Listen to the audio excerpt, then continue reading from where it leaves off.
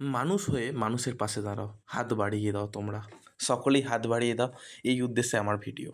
আমি সমস্ত কাজ ছেড়ে তোমাদের জন্য এই জন্যই ভিডিও করছি। তাই সকলকে রিকোয়েস্ট করলাম ভিডিওটা প্রথম থেকে শেষ অবধি দেখবে। তোমাদের যাবতীয় ডাউট কিন্তু আমাকে কমেন্ট বক্সে জানাবে, আমি তোমাদের পাশে আছি। ভিডিওটা প্রথম থেকে শেষ অবধি দেখবে, কারণ তোমাদের মনের বিভিন্ন সমস্যা নিয়ে আজকের এই ভিডিও। তোমরা ঠিকই শুনেছ, বিভিন্ন প্রবলেম, বিভিন্ন ছাত্রছাত্রী যে প্রবলেম ফেস করেছে, সেই প্রবলেম ফেস করার জন্যই আজকে আমি ভিডিও তৈরি করছি। তার আগে একটা কথা বলে রাখি, যে হেল্পলাইন নাম্বার তোমরা SBMCM চাও, অনেক সময় চাও, সেটা হচ্ছে 1800100804। তারপর হচ্ছে মেলটা দেখে নাও, helpdesk.sbmcm হালকা করে -wb@gov.in। ঠিক আছে, এটা হচ্ছে হেল্পলাইন তোমার নাম্বার আর ইমেল। ঠিক আছে, তোমাদের এই মুহূর্তে একটা গুরুত্বপূর্ণ কাজ, তোমরা অনেকে প্রশ্ন করেছিলে আমাকে যে স্যার আমি এই মুহূর্তে কী করব। আমার স্কলারশিপের স্ট্যাটাস দেখাচ্ছে সাবমিটেড, ফরওয়ার্ড বাই HY, দেখাচ্ছে অ্যাপ্রুভ, দেখাচ্ছে sanction, scholarship amount not disburse yet, দেখাচ্ছে scholarship amount disburse yet, claim message চলে এসছে, ইনকাম সার্টিফিকেটে জন্য আমার রিজেক্ট হয়ে গেছে, বা আমি মার্কশিট আপলোডের জন্য আমার রিজেক্ট হয়ে গেছে, আমি সঠিক কপি আপলোড করতে পারিনি, ভুল কপি আপলোড করেছি, ঐক্যশ্রী স্কলারশিপে আমার লট দিয়ে দিয়েছে, লট নাম্বার দিয়ে দিয়েছে, আমার টাকা এখনও ঢোকেনি। দাদা আমার মাইনর অ্যাকাউন্ট ছিল, কিন্তু সেখানে আমি 50,000 টাকা বেশি রেখে ফেলেছিলাম, মানে 48,000 টাকা। মানে SBMCM স্কলারশিপে টাকা ঢোকার পর 50,000 টাকা অনেক এক্সেস চলে যায় এবং সেই টাকাটা রিফান্ড হয়ে যায়। আমি বর্তমানে কী করব? আমি ইয়ার গ্যাপ যে সার্টিফিকেট আছে, সেই ইয়ার গ্যাপ সার্টিফিকেটটা সম্পূর্ণরূপে আপলোড করেছিলাম, কিন্তু কোনো কারণে ভুলবশত ইয়ার গ্যাপ সার্টিফিকেটটা অন্য জায়গায় আপলোড করে ফেলেছি, সো রিজেক্ট হয়ে গেছে। যে স্যার আমাদের SBMCM স্কলারশিপের অলরেডি ক্লেম মেসেজ আমার ব্যাঙ্ক অ্যাকাউন্টে অলরেডি আমার রেজিস্টার মোবাইল নাম্বারে চলে এসেছে, কিন্তু আমি এই মুহূর্তে টাকা পাইনি, আমি কি করব?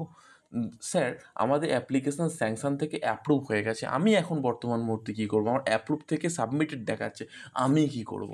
তোমাদের এই প্রত্যেকটা প্রশ্নের অ্যান্সার আমি SBMCM পোর্টালে ফোন করে A to Z জেনেছি। আমি তোমাদের প্রত্যেকটা প্রশ্নের অ্যান্সার এই মুহূর্তে দিতে চাই। তোমরা যারা যারা এই অ্যান্সারগুলো পাওয়ার পরও তোমাদের মনে বিভিন্ন প্রশ্ন থেকে যাবে, তারা অবশ্যই আমাকে কিন্তু অবশ্যই মেল করবে। মেল আইডিটা দিয়ে দিচ্ছি, akashbera0247@gmail.com, AKASHBERA0247@gmail.com। ঠিক আছে, চলো ভিডিওটা শুরু করা যাক। প্রথম প্রবলেম, যে স্যার আমাদের অ্যাপ্লিকেশান সাবমিটেড দেখাচ্ছে।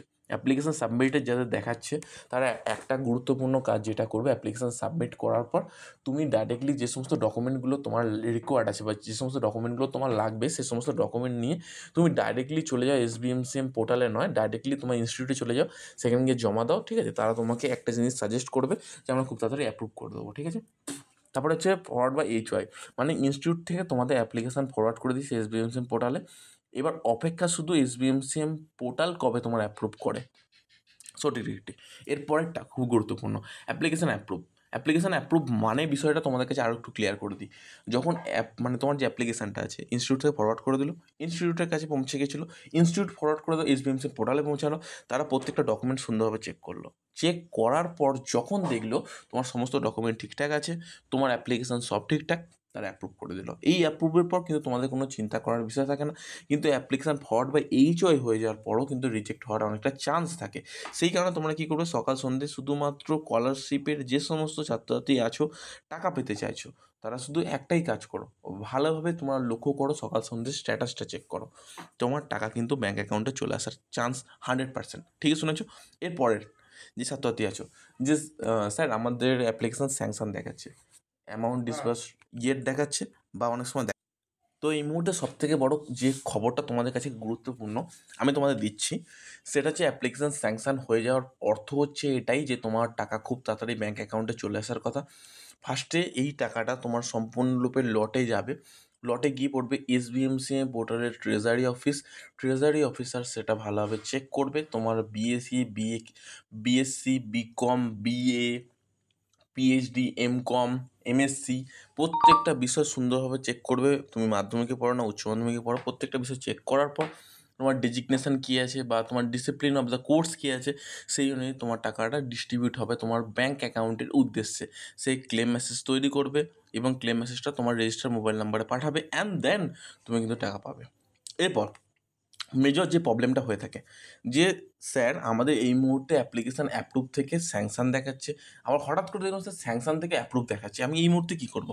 এটা টেকনিক্যাল ফল্ট 404 এরর, অনেক সময় 404 এরর এসবিএম সিম পোর্টালে হয়ে থাকে। তো এটা নিয়ে কোনো সমস্যার কোনো বিষয় রইল না।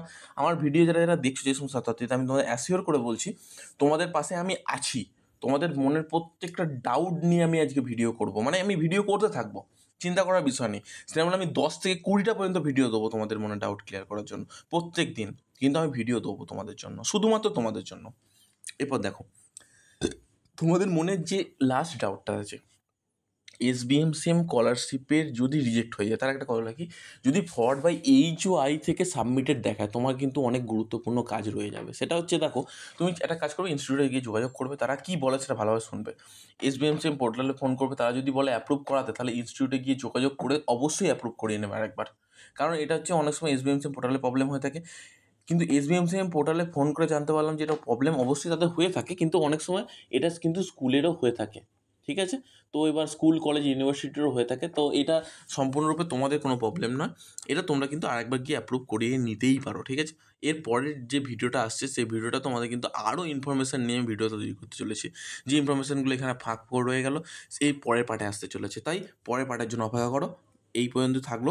তোমাদের মনে যে কোনো প্রশ্ন কিন্তু অবশ্যই কমেন্ট বক্সে জানাতে ভুলবে না, আমি কিন্তু আছি। আর ভিডিওটা কিন্তু শেয়ার করতে ভুলবে না। ধন্যবাদ।